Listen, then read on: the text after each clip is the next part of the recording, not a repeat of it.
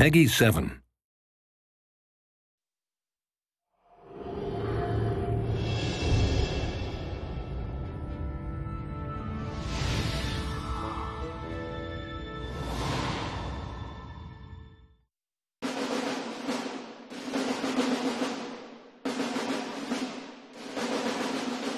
Disneyland is kind of the foundation for everything in the game. Finding a place that everyone knows, everyone understands, everyone has been to and has feelings about, that was really important to me, that we sort of suck people in with the familiar and then sort of turn everything upside down.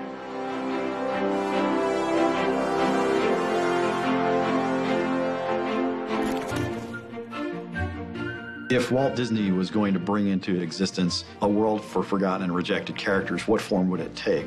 It's going to be his fondest dream, which is to build this park where adults and kids can experience joy together and where his characters, his creations, can live forever.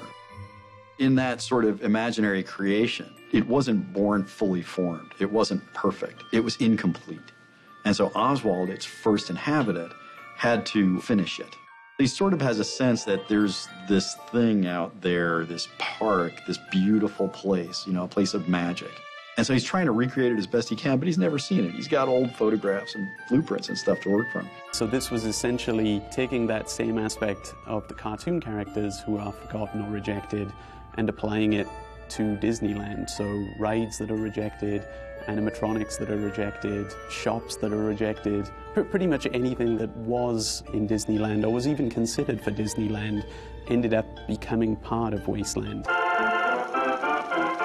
Disneyland has a lot to teach game designers. It's pretty incredible.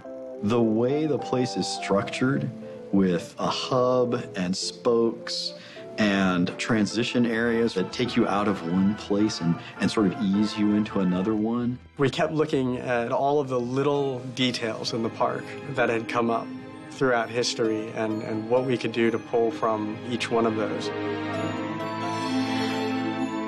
Tomorrowland itself provided us a lot of inspiration for things that had been taken out and replaced. For a majority of the Tomorrowland Beetleworks characters, they've got elements of Tomorrowland from the theme parks in there. So you'll see little bits and pieces, and a lot of diehard Disney fans will be able to pick out certain characters or different rides. We tell stories through space, and there is no one better than an Imagineer at doing that. What the Imagineers do has infinite lessons to teach us.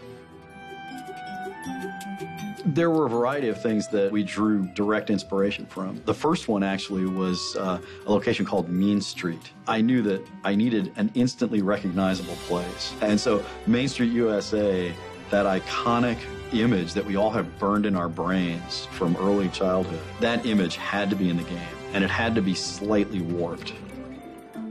Gremlin Village is sort of Small World, sort of utilitunnels underneath Disneyland, mixed together. It maintains the same Mary Blair feel of texture and color and, just crazy circus kind of palette. Yet we come back and totally weather it and wear it and dilapidate it. The iconic clock tower. I looked at that thing at Disneyland and I just said, that's got to be my first boss monster. That thing has to come to life.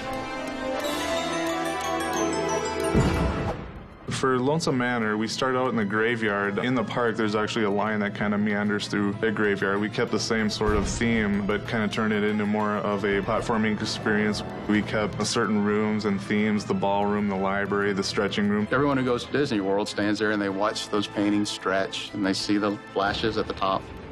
Well, here, you're going to interact with that stuff. We wanted to hint, at the real place, at the real Disney, but from there we could veer off and make it as dark or crazy as we wanted it to be, which was really fun. It really kind of falls into this world of Wasteland being something that people can identify with and feel very familiar and comfortable, but at the same time, it doesn't quite match up to reality, and of course that's as intended.